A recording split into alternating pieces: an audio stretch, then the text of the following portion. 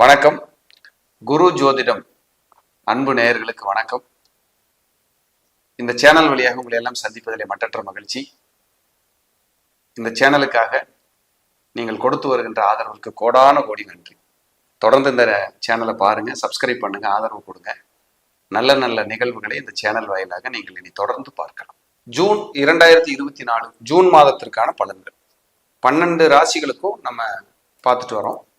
எளிமையா இருந்தாலும் தெளிவா இருக்கும்.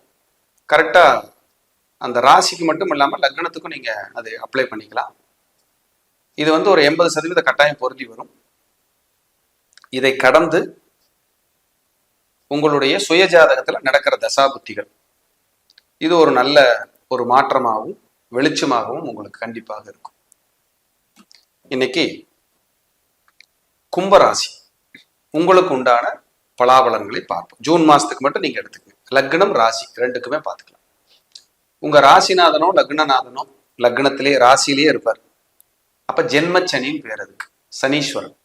அப்ப மன அழுத்தம், தூக்கமின்மை, தடை, தாமதம், வம்பு வழக்கு, விபத்து, சர்ஜரி, நெருக்கடி, உறவுகளில் பகை, இப்படி எல்லா வகையிலையும் என்னமெல்லாம் கெட்டதோ அதெல்லாம் இருந்துகிட்டு இருக்கு.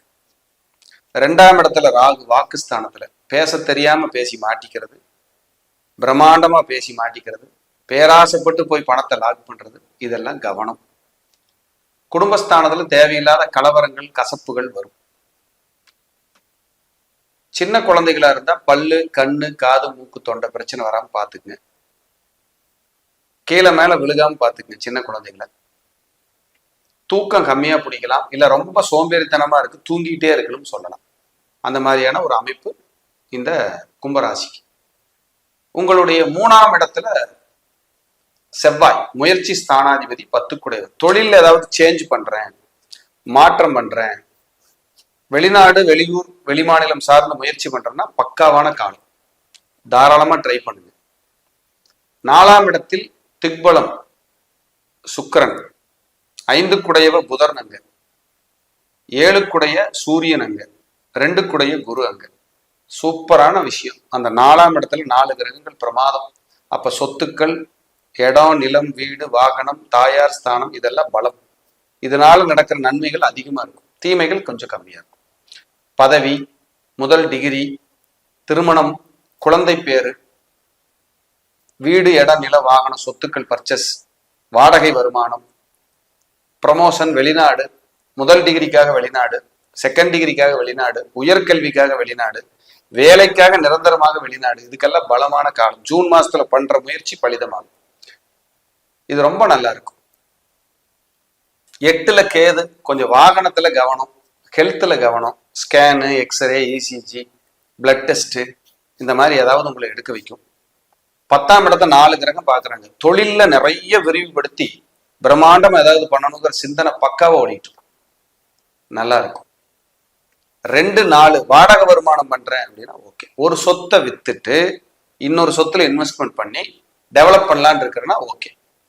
ஒரு வாகனத்தை நான் மாத்திட்டு புதுசு வாகனம் ஒண்ணு வித்து பழசு வித்து புதுசு வாங்கலாமா அப்படின்னா அதுக்கு ஓகே. தாயாருக்கு ரொம்ப நாளா இருந்த அந்த உடல் தொந்தரவு, நெருக்கடிகள் எல்லாம் கொஞ்சம் கம்மியா ஒரு பலமா இருக்கும். 9ஆம் அதிபதி 4ல் இருக்கிறதால கோயில் குளத்துக்கு போறது, வீட்டுல ஹோமங்கள் பண்றது, புது வீடு கட்டி குடியேறது, புது வீட்டுக்கான முயற்சிகள் பண்றது, புது வீட்டுக்காக ஏதாவது ஒரு நல்லது அடுத்த லெவலுக்கு போறது, இதெல்லாம் நல்ல சிந்தனைகள், நல்ல விஷயங்களா காட்டுது.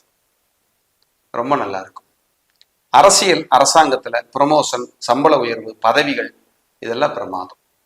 விவசாயிகளுக்கு மேம்பட்ட காலமா இருக்கு. இந்த கும்பத்துல இருக்கிறவங்களுக்கு, விவசாயிகள் கால்நடை வளர்ப்புக்கு ரொம்ப பிரமாதமான காலமா இருக்கு. நல்ல ஒரு இது. ஜூன் ரொம்ப பிரமாதம். என்னன்னா ஹெல்த் படுத்தும், வரக்கூடாத தொந்தரவு, ஹெல்த்ல ஏதோ ஒரு டிஸ்டர்ப், வியாதி, பிளட் டெஸ்ட், சுகர் தெரிஞ்சிருச்சு, யூரினரி தொந்தரவு இருக்கு, காது மூக்கு தொண்டை, டான்சல், பைல்ஸ் கம்ப்ளைண்ட், வயிறு பிரச்சனை, எதையாவது ஒண்ணு அது சொல்லும். அந்த மாதிரியான ஒரு காலகட்டத்தில் கட்டாயத்தில் இருக்கீங்க, நெருக்கடியா இருக்கீங்க. அது மட்டும்தான் மைனஸ். அதுல மட்டும் நீங்க உடம்பு மட்டும் கவனமா ஜாக்கிரதையா ஃபுட் ஹேபிட் இருந்து கவனமா பாத்துக்கிட்டீங்கன்னா இந்த கும்பத்துக்கு ஜென்மச்சனியா இருந்தா கூட ஜூன் மாசம் சமாளிக்கிற மாசமாகவும் யோக மாசமாகவும் இருக்கு. இந்த ஜூன் 12க்கு மேல சுக்கிரன் 5ஆம் இடத்துக்கு போவார். ஜூன் 14க்கு மேல புதன் 5ஆம் இடத்துக்கு போவார். ஜூன் 15க்கு மேல சூரியன் 5ஆம் இடத்துக்கு போவார். அப்ப 5ஆம் இடம்ங்கிறது என்னன்னா அதிர்ஷ்டம். அப்ப அதிர்ஷ்டம் தேடி வரும், முன்னேற்றம் தேடி வரும், முன்னேற்றம் வளர்ச்சி அடையும், அடுத்த கட்டத்துக்கு போகும் அப்படின்னா அது மிக இல்லை. ஒரு வளர்ச்சியை நோக்கி நீங்க பயணிக்கிறதுக்கான ஒரு காலமா இருக்கும். இது சூப்பர். இதை நீங்க கரெக்டான முறையில கொண்டு போனீங்கன்னா ஒரு பலம், ஒரு வளர்ச்சி, ஒரு முன்னேற்றம் அப்படின்னு எந்த விதமான ஒரு மாற்றுக்கிறதுக்கு இடமே இல்லை. நிறைய ஒரு மைனஸா ஃபீல் பண்ணிட்டே இருந்த காலமெல்லாம் மாறி இந்த கும்ப ராசி என்பர்கள், கும்பலக்ன அன்பர்களுக்கு இந்த ஜூன் மாசம் இந்த 15க்கு மேல ஒரு 15 நாள் அதிர்ஷ்ட வாய்ப்புகள் நல்லா காத்துக்கிட்டு இருக்கு. ஏன்னா நமக்கு ஒரு வினாடி தான் நல்லது நடக்கிறனாலும் கெட்டது நடக்கிறனாலும். அப்ப இந்த 15 நாள் பீரியட்ல ஏதாவது ஒரு சேஞ்ச், ஒரு டெவலப்மெண்ட்டை கொடுக்கறதுக்கு தயாரா இருக்கு. ஜூன் 15க்கு மேல 30 அந்த தேதி, அது வரைக்கும் நீங்க அப்படியே சப்போர்ட் பண்ணி. ஏன்னா முயற்சி ஸ்தானத்துல செவ்வாய் இருக்காரு. தைரியம், வீரியம், முயற்சி. அப்ப அந்த தொழில்காரகனும் அவரே. முயற்சியினால தொழிலை விருத்தி பண்ணலாம், வளர்ச்சி அடையலாம், முன்னேற்றத்தை நோக்கி பயணிக்கலாம். அடுத்து ஜெயிக்கிறதுக்கான எல்லா விதிகளும் அது பொருந்தி வருது. முருகப்பெருமான் வழிபாடு நல்லா பண்ணுங்க, பெருமாள் ஆஞ்சநேயர் வழிபாடு நல்லா பண்ணுங்க. ராகுக்கு எதுக்கு காளகஸ்தி போகலாம், கொடுமுடி போய் பரிகாரம் பண்ணிக்கலாம், திருப்பாம்பூரம் போயிட்டு வரலாம். இந்த மாதிரி பாம்புகளுக்கான சிறப்பு சங்கரன் கோயில், நாகர்கோவில், இந்த மாதிரியான இடங்களுக்கு ஒரு விசிட் ஜூன் மாசத்துல ஒரு நமஸ்காரம் பண்ணிட்டு வந்தீங்கன்னா ஒரு நல்ல விமோச்சனம் கட்டாயம். முடிஞ்ச அளவுக்கு பெருமாள் வழிபாடு அதிகப்படுத்த பாருங்க, நல்ல இம்ப்ரூவ்மெண்ட் கிடைக்கும், ஒரு மாற்றம் கிடைக்கும். அப்படின்னா அது மிக இல்லை. 8ஆம் இடத்துல கேது இருக்கிறதுனால திடீர் நஷ்டம், திடீர் அவமானம் லேசா எட்டி பார்க்கலாம். அதுக்கெல்லாம் இடம் கொடுத்துறாம நிதானமா பொறுமையா போங்க, வாக்குவாதம் வராம பார்த்துக்குங்க. நிச்சயமா ஒரு விமோச்சனம் உங்களுக்கு கிடைக்கும். மீண்டும் ஒரு நல்ல பதிவில் சந்திக்கிறேன். நன்றி, வணக்கம், வாழ்க வளமுடன்.